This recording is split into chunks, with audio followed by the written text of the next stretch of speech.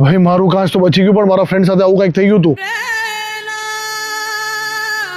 હવે આ મારા દોસ્તાર સાથે થયું, પણ આ તમારા સાથે પણ થઈ શકે છે. બહુ જ કોમન વસ્તુ છે. ઘણા બધા એવા લોકો છે જેની સાથે આ થયું છે. તો હવે લાખ રૂપિયાનો સવાલ છે કે આ થાય છે કેવી રીતે? તો આવો તમને સમજાવું. હવે આ જે વસ્તુ છે મેજરલી ઉનાળામાં થતી હોય છે, કેમ કે ગાડી તમારી ઘણી વાર સુધી આઈડિયલ પડી હોય અને હીટ બહુ જ હજી વધી ગઈ હોય, તો અંદર ગરમ હવા બિલ્ડ થવાની ચાલુ થઈ જાય. એની સાથે પછી નવા ગેસીસનું મિશ્રણ ક્યારે થાય કે જ્યારે તમે કોઈ સસ્તા ભાવની લેધરની સીટ્સ નખાવી છે, તો એમાંથી પણ ફ્યુમ્સ નીકળે, યા પછી તમારા અંદર કોઈ ડિઓડ્રેન્ટ કે રૂમ ફ્રેશનર પડ્યા હોય એની પણ ફ્યુમ્સ લીક થતી હોય. હવે એ બધી જે ગેસીસ છે એક સાથે બિલ્ટ થઈ ગઈ છે. આપણને નથી ખબર કઈ વસ્તુ કઈ છે, એટલે આપણે જ્યારે દરવાજો ઓપન કરીએ ત્યાં સુધી વાંધો નથી, પણ જો દરવાજો જોરથી બંધ કર્યો તો એ જે પ્રેશર બિલ્ટઅપ થાય એનાથી સીધા કાચ તમારું બસ્ટ થઈ શકે છે. આ પ્રોબ્લેમથી બચવા માટે કરવાનું શું? તો ભાઈ ઉપાય જે છે સિમ્પલ છે. ઉનાળાના ટાઈમમાં તમારી જે ગાડી છે ડાયરેક્ટ સનલાઇટમાં તમે ના રાખો અને આવી રીતે તમે છાંયડામાં રાખો. બીજી વસ્તુ, જો સનવાઇઝર તમારી ગાડીમાં હોય તો 1 ઇંચ જેટલી બારી ખુલ્લી રાખો, સો દેટ એમાંથી જે એર છે એસ્કેપ થતી રહે. અને લાસ્ટલી જ્યારે પણ તમે ગાડીનો દરવાજો બંધ કરો, આદત નાખો કે ગાડીનો દરવાજો આરામથી બંધ કરો. અને આવી જ રીતે તમારી કારને થોડી વધારે સારી રીતે સમજવા માટે ફોલો કરો ઓટો મેં રાખીને.